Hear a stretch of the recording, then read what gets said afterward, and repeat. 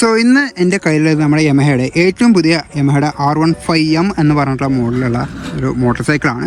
So ഈ ഒരു motor സൈക്കിളിനെ കുറിച്ച് പറയാമെന്നുണ്ടെങ്കിൽ ഞങ്ങൾക്കറിയാം യമഹയുടെ R7 ഇൻസ്പയർഡ് ആയിട്ട് വന്നിട്ടുള്ള ഒരു മോട്ടോർ സൈക്കിളാണ്. ഈ ഒരു മോട്ടോർ സൈക്കിളിൻ്റെ ഫ്രണ്ടിൽ നിന്ന് നമുക്ക് ഓരോ വിശേഷങ്ങളും കാര്യങ്ങളൊക്കെ തുടങ്ങാം. നമുക്ക് ഫ്രണ്ടിലത്തെ ഭാഗം നോക്കാമെന്നുണ്ടെങ്കിൽ നമുക്ക് ഇവിടെയാണ് നമുക്ക് ഹെഡ് ലാമ്പും കാര്യങ്ങളൊക്കെ വന്നിട്ടുള്ളത്. ഒരു പ്രൊജക്ടർ ഹെഡ് ലാമ്പാണ് വന്നിട്ടുള്ളത്.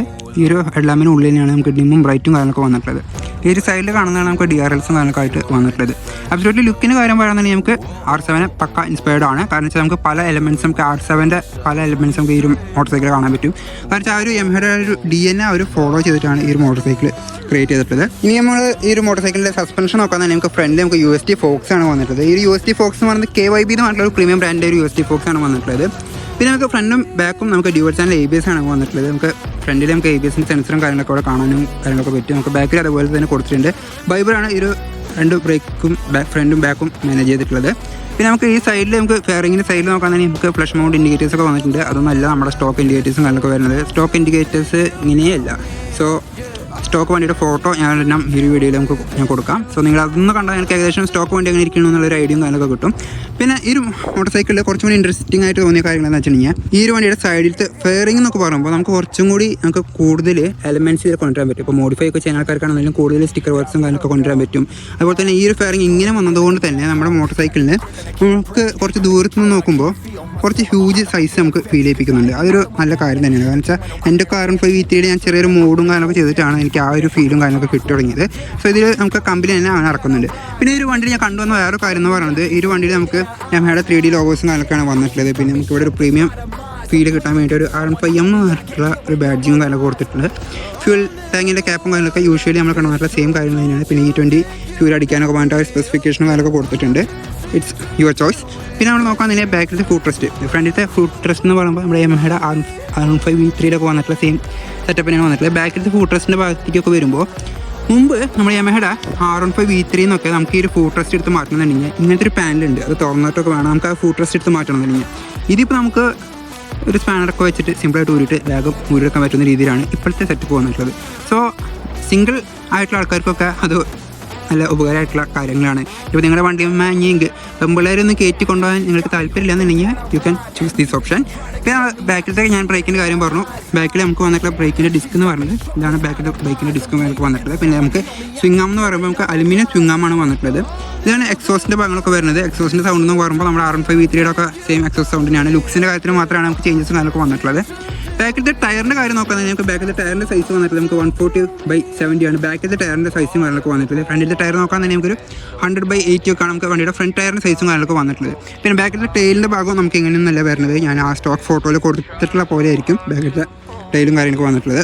പിന്നെ ഇതാണ് ടെയിൽ ലാമ്പും കാര്യങ്ങളൊക്കെ വന്നിട്ട് നമ്മുടെ R15 V3 കൊണ്ടുവന്നിട്ടുള്ള സെയിം ടെയിൽ ലാമ്പ് തന്നെയാണ്. വേറെ ചേഞ്ചസും കാര്യമൊന്നുമില്ല. ഇതൊക്കെ അവർക്ക് ചേഞ്ചസ് കൊണ്ടുവരുന്നില്ല. നമുക്ക് ഉള്ളിലേക്ക് ഡിസൈൻ്റെ കാര്യത്തിലൊക്കെ നമുക്ക് എന്തെങ്കിലും ചേഞ്ചസും കാര്യങ്ങളൊക്കെ അവർക്ക് കൊണ്ടുവരുന്നു. പിന്നെ എനിക്ക് തോന്നിയ വേറൊരു കാര്യം എന്ന് വെച്ചിട്ടുണ്ടെങ്കിൽ ഈ ഒരു പാട്ട് ഈ ഒരു പെയിൻറ്റിൻ്റെ രീതിയിലേക്ക് തന്നെ കൊണ്ടുവരണം. കുറച്ചും കൂടി കാണാൻ വൃത്തിയാണ്. ഈ ഒരു ഭാഗം മാത്രമായിട്ട് മാറ്റ് വയ്ക്കുമ്പോൾ സുഖമില്ല. അത് എൻ്റെ ഒരു പേഴ്സണൽ ഒപ്പീനിയനാണ്. നിങ്ങൾക്ക് എന്താ തോന്നുന്നതെന്നുണ്ടെങ്കിൽ നിങ്ങൾ കമൻറ്റ് ബോക്സിൽ കമൻറ്റ് ചെയ്യാം. സോ പിന്നെ നമ്മുടെ എല്ലാവരും കംപ്ലയിൻറ്റ് പറയുന്നൊരു ഭാഗമാണ് ഈ ഒരു ഭാഗം. കാരണം ചെറുതായിട്ടൊന്ന് തട്ടുമ്പോഴേക്കും ഈ ഒരു ഭാഗം പെട്ടെന്ന് പൊട്ടും എന്നുള്ളത് എല്ലാവരും പറയുന്നൊരു കാര്യമാണ്. അതുകൊണ്ട് തന്നെ ഈ ഒരു മോട്ടോർ സൈക്കിൾ മേടിച്ചിട്ടുണ്ടെങ്കിൽ കുറേ ആൾക്കാർ ഗ്രില്ലും കാര്യങ്ങളൊക്കെ ആഡ് ചെയ്യാണ്. സോ അതൊക്കെ ആഡ് ചെയ്യുമ്പോൾ ഈ ഒരു മോട്ടോർ സൈക്കിളിൻ്റെ ലുക്ക് എന്ന് പറയുന്നത് കംപ്ലീറ്റ് ഡൗൺ ആവുകയാണ്. യമഹയുടെ അടുത്ത് എനിക്ക് പറയാനുള്ള കാര്യം വെച്ചാൽ ഈ ഒരു കാര്യത്തിന് കാര്യം നിങ്ങൾ നല്ല രീതിയിൽ ചിന്തിച്ച് തന്നെ ചെയ്യണം. ഇതിൻ്റെ ഇടയിൽ നിങ്ങൾ എന്ത് തേങ്ങ വെച്ചാലും കുഴപ്പമില്ല. ഇത് പൊട്ടാത്ത രീതിയിൽ നിങ്ങൾ പണിയണം. കാരണം വെച്ചാൽ ഒരു സാധനം കോഴിമുട്ട തൊണ്ട് പോലെ തട്ടിയാൽ പൊട്ടുന്നുള്ള അവസ്ഥയാണെന്നുണ്ടെങ്കിൽ പിന്നെ ഇതുമ്പോൾ കമ്പിപ്പാരമൊക്കെ വെക്കുമ്പോൾ കാണാൻ ഒരു വൃത്തിയില്ല. നിങ്ങൾ ആലോചിച്ച് നോക്കി യമഹയുടെ R7 ഈ ഒരു ഗ്രില്ലും കാര്യങ്ങളൊക്കെ കയറ്റണമെന്നുണ്ടെങ്കിൽ എന്തായിരിക്കും അവസ്ഥ എന്നുള്ളത്. സോ ആ ഒരു feel Yamaha just think about it. Okay. പിന്നെ നമ്മുടെ അവിടുന്ന് വരാണെന്നുണ്ടെങ്കിൽ നമുക്ക് ബാക്കിലെ സസ്പെൻഷൻ നോക്കുകയാണെന്നുണ്ടെങ്കിൽ നമുക്കൊരു യെല്ലോ കളർ മോണോഷോക്ക് സസ്പെൻഷനാണ് നമുക്ക് ബാക്കിൽ വന്നിട്ടുള്ളത്. അവിടെ നമ്മൾ ഗിയറിൻ്റെ ഭാഗം നോക്കുകയാണെന്നുണ്ടെങ്കിൽ we have A awesome quick shifter gear box. അത് 6 സ്പീഡ് ഗിയർ ബോക്സ് ആണ്. പിന്നെ നമുക്ക് ഈ പറഞ്ഞ അപ്പുറത്തെ സൈഡിൽ കണ്ട അതേ സ്റ്റൈലും തന്നെയാണ് നമുക്ക് ഇപ്പുറത്തും വന്നിട്ടുള്ളത്. നമുക്ക് ഇവിടെ ടാങ്കിൻ്റെ ഇവിടെ നമുക്ക് ചെറിയ ഗ്രിൽസ് ഫിൻസ് എന്ന് പറഞ്ഞിട്ടുള്ള രീതിയിലൊക്കെ നമുക്ക് ഇവിടെ കാണാൻ പറ്റും. പിന്നെ വേറെ അട്രാക്റ്റീവ് ആയിട്ടുള്ള കാര്യം എന്ന് വെച്ചിട്ടുണ്ടെങ്കിൽ ഈ ഒരു മോട്ടോർ സൈക്കിളിനെ കുറിച്ച് നോക്കുകയാണെന്നുണ്ടെങ്കിൽ ഇപ്പോൾ ഈ ഒരു മോട്ടോർ സൈക്കിൾ ഇപ്പോൾ ഒരാൾ യൂഷ്വലി നോർമൽ ഒരാൾ വന്നിട്ട് ഈ ഒരു മോട്ടോർ സൈക്കിളിന് എത്ര മൈലേജ് കിട്ടുന്നത് നമ്മളെ ചോദിച്ചിട്ടുണ്ടെങ്കിൽ ആൾക്കാർ വിചാരിക്കും നമ്മൾക്ക് ഈ ഒരു മോട്ടോർ സൈക്കിളിന് മൈലേജ് കുറവാണ്, ഇങ്ങനത്തെ മോട്ടോർ സൈക്കിളിന് മൈലേജ് കുറവാണെന്നുള്ളത്. ഇപ്പോൾ ഈ ഒരു മോട്ടോർ സൈക്കിളിന് കിട്ടുന്ന മൈലേജ് എന്ന് പറഞ്ഞിട്ടുണ്ടെങ്കിൽ നിങ്ങൾക്കറിയാം യമഹയുടെ R15 V3 ആയാലും അതിനിങ്ങനെ പല സീരീസ് R സീരീസിൽ വരുന്നതായാലും MT സീരീസിൽ വരുന്ന പല മോട്ടോർ സൈക്കിൾസിനും മൈലേജിൻ്റെ കാര്യങ്ങൾ ഞാൻ പറയേണ്ടത് നിങ്ങൾക്കറിയാം 55+ ഒക്കെയാണ് മോട്ടോർ സൈക്കിളിന് മൈലേജ് കമ്പനി തന്നെ പറയുന്നത്. സോ ഇത്രയും മൈലേജും കാര്യങ്ങളൊക്കെ കിട്ടുന്നത് കൊണ്ട് തന്നെയാണ് ഈ രണ്ട് ഇപ്പോൾ MT ആയാലും R15 സീരീസ് ആയാലും നല്ല സെയിലും കാര്യങ്ങളൊക്കെ ഉള്ളത്. കാരണം ഇന്ത്യൻ ആൾക്കാർക്ക് they need sports with mileage അങ്ങനത്തെ രീതിയിലാണ് അവരുടെ ഓരോ കാര്യങ്ങളൊക്കെ. സോ അങ്ങനത്തെ കാര്യങ്ങളൊക്കെ ഈ ഒരു മോട്ടോർ സൈക്കിൾ നടന്നു പോകും. പിന്നെ ഡെയിലി യൂസും കാര്യങ്ങളൊക്കെ നടന്നു പോകും. ഒരു കുഴപ്പം അങ്ങനത്തെ കാര്യങ്ങൾക്കൊന്നും ഈ ഒരു മോട്ടോർ സൈക്കിൾ പറയത്തൊന്നുമില്ല. പിന്നെ മോട്ടോർ സൈക്കിളിൻ്റെ ലുക്സാണ് നല്ല അടിപൊളിയായിട്ടുള്ള യമഹയുടെ R7 ഇൻസ്പയർഡ് ആയിട്ട് വന്നിട്ടുള്ള ലുക്സ് എന്ന് പറയുന്നത്. പക്ഷേ എനിക്കിതിൽ നെഗറ്റീവായിട്ട് തോന്നിയ ഒരു പറഞ്ഞാൽ അത് എൻ്റെ ഒരു സെക്കൻഡ് പേഴ്സണൽ ഒപ്പീനിയൻ എന്ന് പറയാം. കാരണം വെച്ചാൽ ഈ മോട്ടോർ സൈക്കിളിന് ഈ ഒരു ഹെഡ് ലാമ്പ് ഇവിടെ കൊടുത്തതിന് പകരം നമ്മൾ R6 വന്നാൽ മതി ഇതിൻ്റെ രണ്ട് അടിയിൽ രണ്ടെണ്ണമായിട്ട് കൊടുത്തുകഴിഞ്ഞാൽ കുറച്ചും കൂടി ഒരു അടിപൊളിയായി അതിനെ എന്നാണ് എൻ്റെ ഒരു നിഗമനം എന്നൊക്കെ പറയുന്നത്. പിന്നെ ഞാൻ ഈ പറഞ്ഞ മാതിരി ഈ ഒരു ഫ്രണ്ട് USB ഫോക്സ് വന്ന് അത് മാത്രമല്ല നമുക്ക് ഫ്രണ്ടിൽ മഡ് ഗാർഡ് നോക്കുകയാണെന്നുണ്ടെങ്കിൽ കുറച്ചും കൂടി ഒരു അടിപൊളിയായിട്ടുള്ള ഒരു മഡ് ഗാർഡും കാര്യങ്ങളൊക്കെ വന്നിട്ടുണ്ട്. കുറച്ചും കൂടി ഡിസൈനിൻ്റെ കാര്യങ്ങളൊക്കെ ചേഞ്ചസും കാര്യങ്ങളൊക്കെ വന്നിട്ട് മഡ് ഗാർഡാണ്. എന്ന് വെച്ചാൽ R15 V3 ആൾക്കാർ ആഫ്റ്റർ മാർക്കറ്റായിട്ട് മഡ് ഗാർഡ് നമ്മൾ RC മേടിച്ച് ഇൻസ്റ്റാൾ ചെയ്യാനായിട്ടുണ്ട്. സോ ആ ഒരു രീതിക്കുള്ള ആ ഒരു പാറ്റേണിക്കുള്ള ഒരു കാര്യങ്ങളൊക്കെ യമഹ നോക്കിയിട്ടുണ്ട്, ട്രൈ ചെയ്തിട്ടുണ്ട്. അടുത്തൊരു സീരീസ് ഇനിയിപ്പോൾ യമഹയുടെ R15M യമഹയുടെ R15 V5 ഒക്കെ വരുമ്പോഴേക്കും അതൊക്കെ ഒന്ന് എയിമാവും എന്നാണ് നമുക്ക് വിചാരിക്കാം. പിന്നെ നമുക്ക് പറയാനുള്ളത് വണ്ടിയുടെ ഇലക്ട്രോണിക്സിനെ കുറിച്ചാണ്. അപ്പോൾ ബാക്കി ഇലക്ട്രോണിക്സിനെ കുറിച്ച് കാര്യങ്ങളൊക്കെ ഞാനിപ്പോൾ നിങ്ങൾക്ക് സിമ്പിളായിട്ട് ഞാൻ പറഞ്ഞുതരാം. സോ വണ്ടിയുടെ ഇലക്ട്രോണിക്സിനെ കുറിച്ച് പറയുകയാണെന്നുണ്ടെങ്കിൽ മെയിൻലി നമുക്ക് ഈ ഒരു വണ്ടിയിൽ ഹൈലൈറ്റ് ചെയ്ത് പറയേണ്ട കാര്യം എന്ന് വെച്ചിട്ടുണ്ടെങ്കിൽ ഈ ഒരു വണ്ടിയുടെ TFT ഡിസ്പ്ലേ തന്നെയാണ്. കാരണം TFT ഡിസ്പ്ലേ എന്ന് പറയുമ്പോൾ നമുക്ക് യമഹയുടെ R3 പോലും കിട്ടാത്തൊരു അടിപൊളിയായിട്ടുള്ള TFT ഡിസ്പ്ലേ ആണ് ഈ ഒരു മോട്ടോർ സൈക്കിളിൽ കൊടുത്തിട്ടുള്ളത്. ഞാനിത് ഇങ്ങനെ പറഞ്ഞ് നീട്ടി ഇതാക്കണമെന്നില്ല, നിങ്ങളെന്നെ കണ്ടു നോക്കുക എന്താണ് TFT ഡിസ്പ്ലേ എന്നുള്ളത്.